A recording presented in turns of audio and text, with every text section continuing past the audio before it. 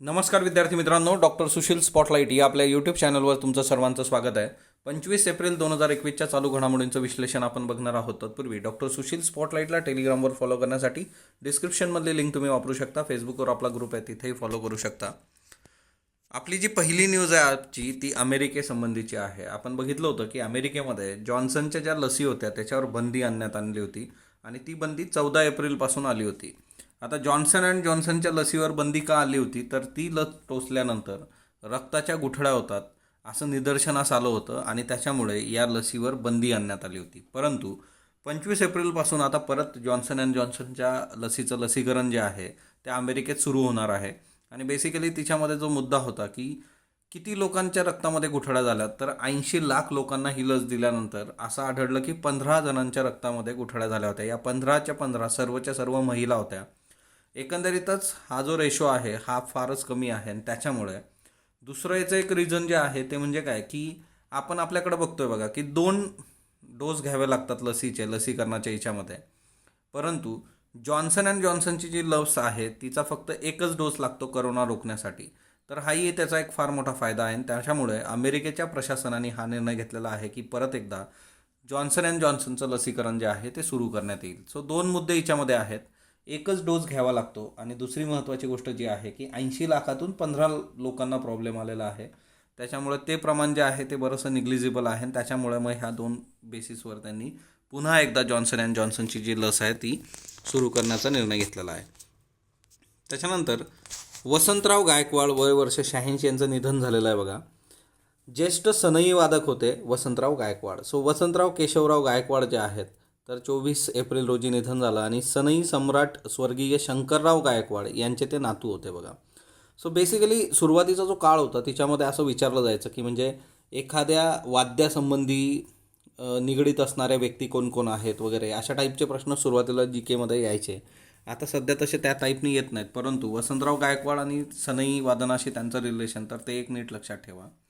महाराष्ट्र शासनाचा photo ginkgo प्रेसमध्ये ते काम करायचे बघा आणि त्यावेळेस ते ज्यावेळेस काम करत असत त्यावेळेस महाराष्ट्राचे तत्कालीन राज्यपाल जे होते डॉक्टर शंकर दयाळ शर्मा यांच्या हस्ते वसंतरावांना गुणवंत कामगार असा पुरस्कार पण मिळाला होता. सो वसंतराव गायकवाड लक्षात असू देत. सनई वादन आणि फोटो जिंकोमध्ये राज्यपालांतर्फे त्यांचा जो आहे पुरस्कार की गुणवंत कामगार, सो ते एक लक्षात ठेवा.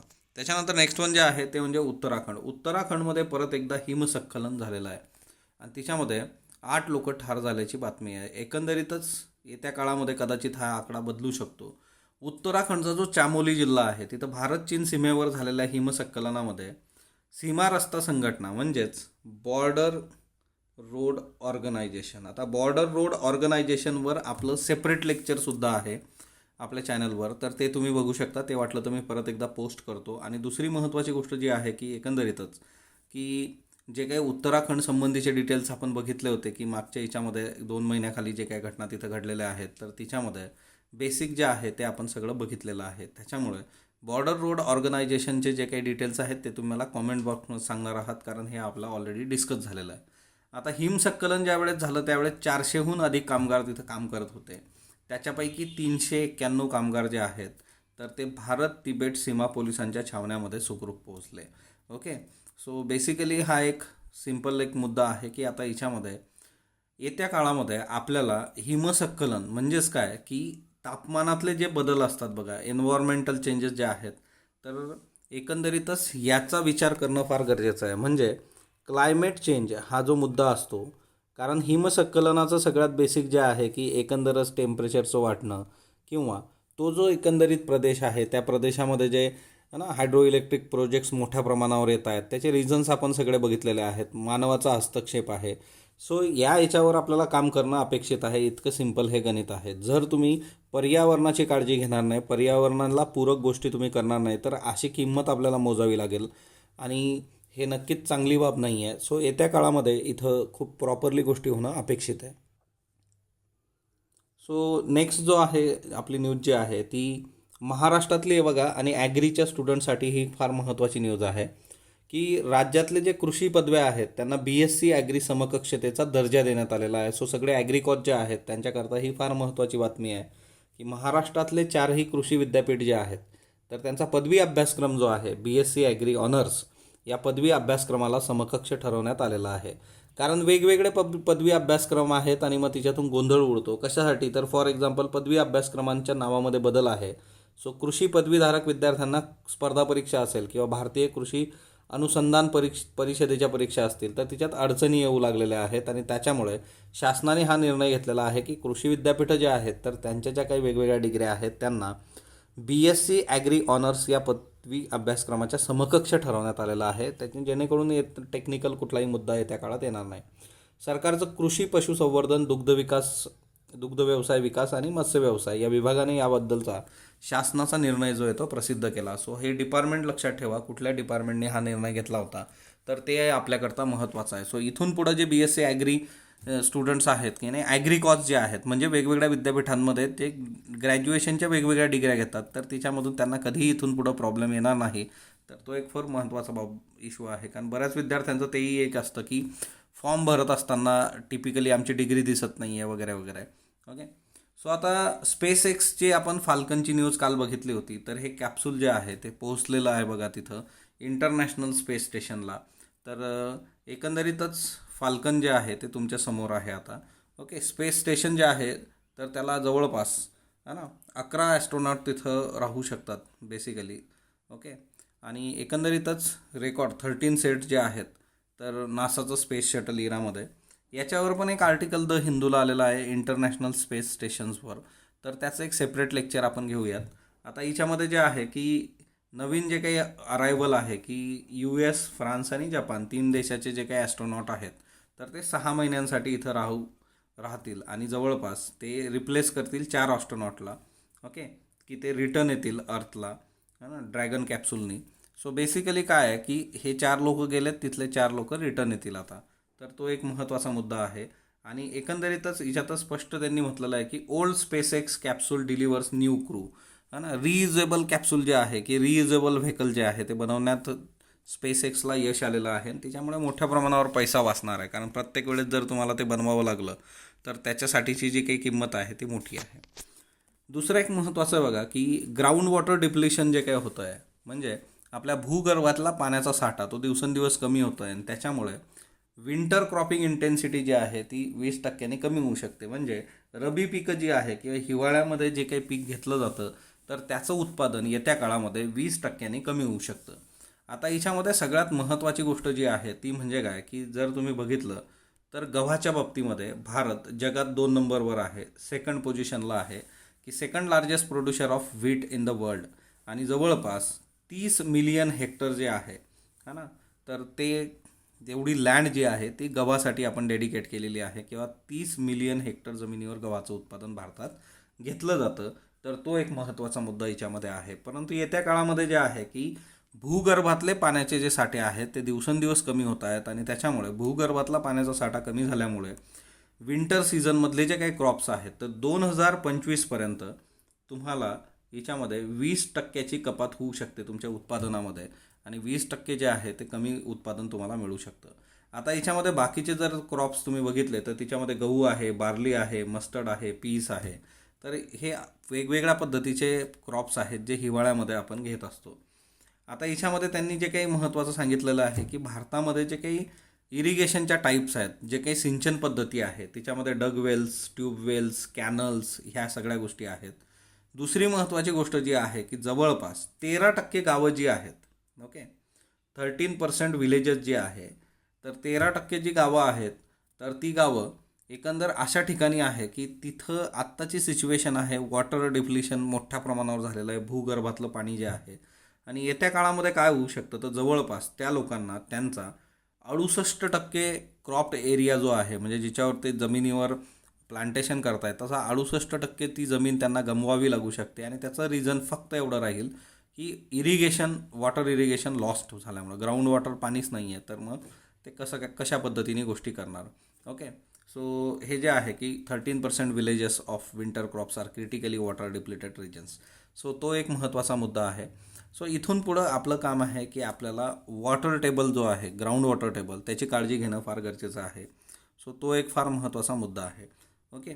त्याच्यानंतर नेक्स्ट म्हणजे आहे ते म्हणजे की आता रामनाथ कोविंद जे आहेत भारताचे राष्ट्रपती त्यांनी आपले जे नवीन न्यायाधीश आहे रमण यांना शपथ दिलेली आहे बघा, सरन्यायाधीश पदाची आणि गोपनीयतेची शपथ. म्हणजे सिम्पली MCQ मध्ये तुम्हाला हे विचारलं जाऊ शकतं, सरन्यायाधीशांना शपथ कोण देतं बाबा. तर मग असं पिक्टोरियल थोडंसं जर रिप्रेझेंटेशन असलं, तुम्ही जर त्या गोष्टी पेपरमध्ये बघून ठेवल्या तर ते सोपं जातं. राष्ट्रपती देत आहेत बघा सरन्यायाधीशांना शपथ, तर ते एक महत्त्वाचं आहे, NV रमणा. आणि देशाचे आता 48वे सरन्यायाधीश म्हणून त्यांनी शपथ घेतलेली आहे. आता खरं तर न्यायाधीश NV रमणा यांच्याबद्दल आपण सगळ्या गोष्टी ज्या होत्या बेसिकमधल्या बेसिक त्या ऑलरेडी बघितलेल्या आहेत. आणि आता 24 तारखेपासून ज्या आहेत त्यांच्याकडे तो पदभार गेलेला आहे ना सरन्यायाधीश पदाचा. तर ती एक गोष्ट लक्षात ठेवा, कारण न्यायाधीश बोबडे जे आहे ते 24 तारखेला है ना, 23ला ते निवृत्त झाले आणि 24पासून मग यांच्याकडे जे आहे ते सगळे जे काही अधिकार आहेत आणि ते पद आहे ते सरन्यायाधीशपदी ते रुजू झालेले आहेत, न्यायाधीश NV रमणा. ओके, सो यांच्याबद्दल ऑलरेडी डिस्कस केलेलं आहे आपण. करोनाच्या बाबतीमध्ये बघा, तेलंगणा सरकारने एक महत्त्वाचा निर्णय घेतलेला आहे की राज्यातल्या सर्व नागरिकांना ते मोफत लस देणार आहेत. आता खरं तर हा खूप मोठ्या मनाचा निर्णय बघा तेलंगणाचा, आणि शॉर्टेजचा काही इश्यू नाही आहे, कारण भारत बायोटेक हैदराबादमध्येच असल्यामुळे त्यांचं म्हणणं आहे की आमचं शॉर्टेज वगैरे काही इश्यू नाही आहे. तेलंगणाचे मुख्यमंत्री चंद्रशेखर राव जे आहेत त्यांनी 24 एप्रिल रोजी हे जाहीर केलं की तेलंगणामधल्या सर्व नागरिकांना, स्थलांतरित नागरिकांना पण मोफत करोना लसीकरण केलं जाईल. मोफत लसीकरणाचा अपेक्षित खर्च जो आहे तो जवळपास 2,500 कोटी रुपये इतका आहे, तर ते पण एक महत्त्वाचं आहे बघा. त्याच्यानंतर बाकी 2 राज्य जी आहे बघा, कर्नाटक विचार करतं आहे की मोफत लस द्यायची किंवा नाही, तर सोमवारपर्यंत ते निर्णय घेणार आहेत. केरळचा पण विचार चालू आहे. पण एक गोष्ट आहे की तेलंगणाने निर्णय घेतलेला आहे. आता याच्यामध्ये दुसरा एक मुद्दा आहे की ह्या ज्या कंपन्या आहेत कोवॅक्सिन, कोविशिल्ड, तर हे जे काय आहे भारत बायोटेक वगैरे किंवा सिरम, तर यांनी लसीची जी किंमत आहे ती वाढवलेली आहे. याच्यावरून पण टीका टिप्पणी चालू आहे. परंतु त्यांचं म्हणणं होतं की आधी आता आम्हाला प्रोडक्शन वाढवण्यासाठी फंडिंग गरजेची आहे. ती फंडिंग मार्केटमधून येणं किंवा ती गुंतवणूक, आणि त्याच्यामुळे ही किंमत वाढते आहे. दुसरीकडं केंद्र सरकारला दिली जाणारी किंमत, म्हणजे आता लसीची जी काही किंमत आहे, तर केंद्र सरकारला ज्या किमतीत लस दिली जाते त्याच्यापेक्षा जास्त किमतीत राज्य सरकारला दिली जाते. मग तिच्यातून दुसरा एक मुद्दा समोर येतो की एक देश एक दर. ओके, की बाबा देश एक आहे, मग तिच्यामध्ये दर पण एकच पाहिजे. जसं आपण वन नेशन ना, वन रेशन कार्ड ना, त्या पद्धतीच्या ज्या काही स्कीम सगळ्या BJPने आणलेल्या आहेत, मग त्या हिच्यामध्ये हा एक महत्त्वाचा मुद्दा आहे की देश एकच आहे. मग केंद्र सरकारला कमी पैशामध्ये आणि राज्यांना जास्त पैशामध्ये, तर असं होता कामा नये. तर तोही एक फार महत्त्वाचा मुद्दा इथं आहे. तर बघूया त्या काळामध्ये कशा पद्धतीने गोष्टी होतात. त्याच्यानंतर सिंगापूरने भारताला 4 क्रायोजेनिक ऑक्सिजन टँक दिलेले आहेत आणि विमानाने ते आपण घेऊन आलो.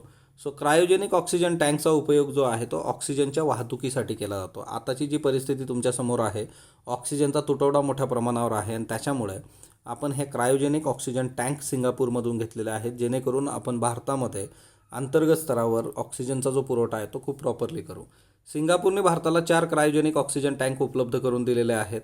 त्याच्यानंतर UAE असेल, रशिया असेल, युरोपियन युनियन असेल किंवा सौदी अरेबिया असेल, हे देश जे आहेत ते करोनाविरोधात भारताला मदत करण्यात अग्रेसर आहेत. तर तेही एक लक्षात ठेवा. त्याच्यानंतर नेक्स्ट वन जे आहे ते म्हणजे काय की करोनाची लस घेतल्यानंतर पण इन्फेक्शन होतं आहे. असं का होतं, याचे 2 रिझन बघा. सगळ्यात महत्त्वाचे 2 रिझन याचे जे आहे की सगळ्यात महत्त्वाची गोष्ट जी आहे की सगळ्यात जास्त असं कुणाच्या बाबतीत होतं आहे, तर हेल्थ वर्कर्स आणि फ्रंटलाईन वर्कर्स जे आहेत की जे करोना पेशंटशी डील करत आहेत त्यांच्याबद्दल, की त्यांना वॅक्सिन दिलं होतं तरीसुद्धा त्यांना इन्फेक्शन झालं. आता याच्यामध्ये सिम्पल असतं की कॉन्स्टंट हाय एक्सपोजर टू कोविड-19. ओके, म्हणजे काय आहे ना की त्यांच्यासमोर कॉन्स्टंट हाय एक्सपोजर आहे, कारण सगळं जे पेशंट समोर येत आहेत तर ते जे सगळे पेशंट्स आहेत ते कोविड पॉझिटिव्ह आहेत, आणि त्याच्यामुळे करोना व्हायरसशी सततचा त्यांचा कॉन्टॅक्ट येणं, तर हे एक महत्त्वाचं रिझन आहे की कॉन्स्टंट हाय एक्सपोजर टू कोविड-19 हा एक खूप महत्त्वाचा मुद्दा आहे. दुसरी महत्त्वाची गोष्ट याच्यामध्ये काय आहे की एकंदरीतच हे जे सगळे वॅक्सिन्स आहेत ना, या वॅक्सिनच्या बाबतीमध्ये आता वॅक्सिन एखाद्या टिपिकल स्ट्रेनला घेऊन बनलं, पण तिच्यामध्ये म्युटेशन्स होतात बघा. व्हायरस जो आहे तो व्हायरसमध्ये कंटिन्युअस म्युटेशन्स होत आहेत. आपण कालच्याच लेक्चरमध्ये हे बघितलं होतं. तर म्युटेशन्सचा विचार केला तर जसं भारतामध्ये आता नवीन सापडलेलं आहे B.1.617, मग हा नवीन स्ट्रेन आहे. मग एकंदरीतच असा नवीन स्ट्रेन असला तर त्याच्यामुळे इन्फेक्शन होऊ शकतं. म्हणजे 2 रिझन आहेत की एखाद्या व्यक्तीने करोनाची लस घेतलेली आहे, परंतु ती व्यक्ती कॉन्स्टंट हाय एक्सपोजरमध्ये आहे, म्हणजे हेल्थ केअरमध्ये आहे, किंवा पोलीस पण बघा की जे ऑलरेडी आता फ्रंटलाईन वर्कर आहेत की ते काम करतायत आणि त्यांना ते सगळं फील्ड वर्क करावं लागतं. ह्या सगळ्या गोष्टींचा विचार करता हाय एक्सपोजर असेल तर म्हणजे तुम्हाला परत कोविडची बाधा होऊ शकते. आणि दुसरी महत्त्वाची गोष्ट की नवीन स्टेन येत असतात, आणि त्यातल्या त्यात बघा की ज्या काही लसी आहेत, म्हणजे फेज 3चं जे ट्रायल आहे, तर लसींच्या बाबतीमध्ये तुम्ही जर विचार केला तर तिच्यामध्ये ॲस्ट्राझेनेकाची जी ट्रायल होती तिच्यामध्ये जवळपास 5,800 लोकांपैकी 30 लोकांना परत जे आहे ते करोनाची बाधा झाली होती. सो तुम्ही जर बघितलं असेल की लस किती प्रभावी आहे, 90%, 70%. सो बेसिकली असं होऊ शकतं, त्याचं जे प्रमाण आहे ते कमी आहे. तर तेवढ्या एक बेसिक गोष्टी लक्षात घ्या. त्याच्यानंतर प्राणवायूचा पुरवठा रोखल्यास फासावर चढू, दिल्ली उच्च न्यायालयाने इशारा दिलेला आहे बघा. एकतर न्यायालयांमध्ये करोना संबंधीच्या कितीतरी याचिका, केसेस सुनावणीसाठी येत आहेत, आणि दिल्लीमधल्या जर तुम्ही न्यूज बघितल्या तर दिल्लीमध्ये ऑक्सिजनच्या अभावी मृत्यू होण्याचं प्रमाण खूप जास्त आहे. आणि त्याच्यामुळे जर कुणी प्राणवायूचा पुरवठा रोखला किंवा तिच्यात आडकाठी आणली तर सरळ फासावर चढू, असं दिल्ली उच्च न्यायालयाचा इशारा आहे. म्हणजे बघा, ह्या सगळ्या परिस्थितीमुळे त्याचे रिफ्लेक्शन तिथेही तुम्हाला दिसत आहेत की परिस्थिती किती गंभीर आहे. न्यायालयाने अशी भाषा वापरणं किंवा असा इशारा देणं, म्हणजे हे एक्स्ट्रीम लेवलला जाण्याचे परिणाम आपल्याला दिसतात. आणि त्याच्यामुळे हा सगळा महत्त्वाचा मुद्दा आहे की इथून पुढं जे आहे की जे काही दिल्लीमधले हॉस्पिटल्स आहेत तिथं ऑक्सिजनचा पुरवठा प्रॉपरली होणं अपेक्षित आहे त्यांना, कारण ऑक्सिजन अभावी लोक जे आहेत तर त्यांचं निधन होतं आहे. आता याच्यामध्ये दुसरी महत्त्वाची गोष्ट जी आहे की भारत ज्या पद्धतीने करोनाची स्थिती हाताळतोय, तर त्या पद्धतीने भारतावर जागतिक स्तरावर टीका होत आहे. म्हणजे फॉर एक्झाम्पल, आता हे वेगवेगळे जे पेपर्स आहेत, तर वॉशिंग्टन पोस्ट काय म्हणतो, भारताने निर्बंध फार लवकर शिथिल केल्याने ही लाट आली, साथीत वेळ व अंतराला महत्त्व असते हे सगळेजण विसरून गेले. सो हा एक फार महत्त्वाचा मुद्दा होता की नंतरच्या काळामध्ये कसं होतं की चला करोना गेला, मग आपण रिलॅक्स झालो. ओके, चुकीच्या निर्णयांनी भारताच्या करोना पेच आणखी गंभीर केला, त्यात आत्मसंतुष्टताही भोवली. करोना रोखण्यातील भारताचं सातत्याने अपयश हे जागतिक परिणाम करणारं आहे, न्यूयॉर्क टाइम्स असं म्हणतं. त्याच्यानंतर द गार्डियननी म्हटलेलं आहे की मोदींचा अति आत्मविश्वास भोवला, भारताने दुसऱ्या लाटेला जो प्रतिसाद दिला त्यात अनेक कच्चे दुवे आहेत, यातून इतर देशांनी धडा घेण्यासारखे आहे. सो एकंदरीतच भारताची जी काही इमेज आहे, म्हणजे लास्ट टाईम तुम्ही बघा WHO आपलं कौतुक करत होतं आणि आज जागतिक स्तरावर आपल्याबद्दल काय लिहून येतं आहे. म्हणून एक गोष्ट आहे, तेवढं तर आहे की सेकंड जी आहे, आता आजच्या पेपरला ही लाट नाही, ही सुनामी आहे म्हणून असाही उल्लेख आहे. तर ह्या सगळ्या याच्यात आपल्याला ही जी सिच्युएशन होती ती प्रॉपरली हँडल करता आलेलं नाही आहे, तर हा तिच्यातला एक महत्त्वाचा मुद्दा आहे. ओके, त्याच्यानंतर इंडोनेशियाची जी पाणबुडी बुडाली होती बघा, म्हणजे ती बेपत्ता झाली होती ॲक्च्युली, तर ती बहुतेक बुडाली आहे असं वाटतं आहे, आणि ती कन्फर्म न्यूज नाही आली, पण तिच्यामधल्या बऱ्याचशा गोष्टी ज्या आहेत हा ना, तिच्यातली पाणबुडीतली पानतीराशी संबंधित वस्तू असतील, वंगणासाठीच्या ग्रीजच्या बाटल्या असतील, तर त्या सापडलेल्या आहेत. आणि त्याच्यामुळे असं वाटतं आहे की एकंदरीतच तिच्यातलं कुणीही वाचलेलं नाही आणि ती पाणबुडीसुद्धा आता बुडाली आहे. तर बघूया त्या काळामध्ये कशा पद्धतीने गोष्टी होतात. आदिवासी उमेदवारांना UPSC प्रशिक्षण जे आहे ते निःशुल्क देण्यात येणार आहेत. पहिल्या वर्षी 100 उमेदवारांना संधी देण्यात येणार आहे. 4 कोटी रुपयांची तरतूद महाराष्ट्र शासनाने केलेली आहे. मग महाराष्ट्रातल्या अनुसूचित जमातीच्या उमेदवारांना संघ लोकसेवा आयोगामार्फत घेणारी जी काही परीक्षा आहे UPSCची, तर त्याच्यासाठी हेल्प केली जाईल. आणि याच्याकरता तुम्हाला दिल्लीमध्ये सुद्धा क्लासेस करून मग प्रत्येक उमेदवाराला 12,000 रुपये प्रति महिना विद्यावेतनसुद्धा दिलं जाणार आहे. सो एकंदरीतच चांगली संधी आहे. सो तुम्ही याच्यासाठी ट्राय करणं अपेक्षित आहे बघा. त्याच्यानंतर नेक्स्ट वन, कालचे प्रश्न बघा. बासुंदीसाठी प्रसिद्ध उजनी गाव कुठलं आहे? लातूरमधलं गाव आहे बघा. अनधिकृत बांधकामे लेआउट अधिकृत करण्यासाठीची गुंठेवारी योजना कधी सुरू झाली होती? 2001मध्ये सुरू झाली होती. जागतिक पुस्तक दिन 23 एप्रिलला साजरा होतो, बरोबर. युनेस्कोने 1970 पासून 23 एप्रिल हा जागतिक पुस्तक दिन साजरा करायला सुरुवात केली, तर 1970 नाही 1995 पासून साजरा होतो. सो बेसिकली फक्त अयोग्य आहे. 2022 पर्यंत 175 गिगावॅट नूतनीकरण ऊर्जा निर्माण करण्याचं भारताचं लक्ष आहे, बरोबर.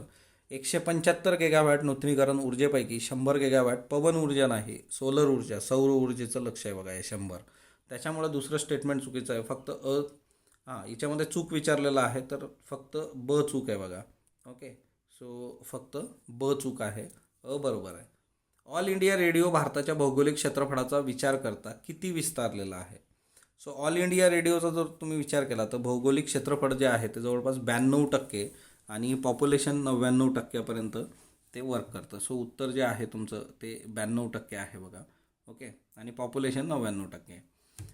आजचे प्रश्न घ्या. डॉक्टर अरुण निगवेकरांबाबत बिनचूक विधान निवडा. पुणे विद्यापीठात संज्ञापन शास्त्र विभागाची स्थापना केली. नॅशनल असेसमेंट अँड ॲक्रिडेशन काउन्सिल नॅकचे ते संस्थापक संचालक होते. लोणार सरोवर संवर्धनासाठीच्या समितीच्या अध्यक्षपदी त्यांची नियुक्ती महाराष्ट्र शासनाने केली होती. फक्त ब क फक्त अ आणि अबक. जागतिक युवा बॉक्सिंग स्पर्धा 2021 कोणत्या देशात आयोजित करण्यात आली? Bharat, Poland, Russia, America. भारतातील सरकारी रुग्णालयात दर हजारी केवळ 0.5 खाटा आहेत. 2017च्या धोरणानुसार भारतात सरकारी रुग्णालयात दर हजारी 2 खाटा असणं अपेक्षित आहे. फक्त अयोग्य, ब योग्य, अबयोग्य यापैकी नाही. प्रधानमंत्री गरीब कल्याण अन्न योजना याबाबत बिनचूक विधान निवडा. मे व जून 2021 या 2 महिन्यांकरता लागू करण्यात आलेली आहे. गरीब कुटुंबातील प्रत्येक व्यक्तीला 5 किलो अतिरिक्त धान्य साठा मोफत मिळेल. फक्त फक्त ब यापैकी नाही. राष्ट्रीय पंचायत दिन कधी साजरा केला जातो? 1 एप्रिल, 24 एप्रिल, 1 मे, 2 जून. याचे उत्तर तुम्ही कमेंट बॉक्समध्ये देणार आहात. स्पॉटलाईटला जो तुम्ही प्रतिसाद देता त्याबद्दल मी आपला आभारी आहे. स्पॉटलाईटला लाईक करा, शेअर करा, सबस्क्राईब करा. धन्यवाद विद्यार्थी मित्रांनो.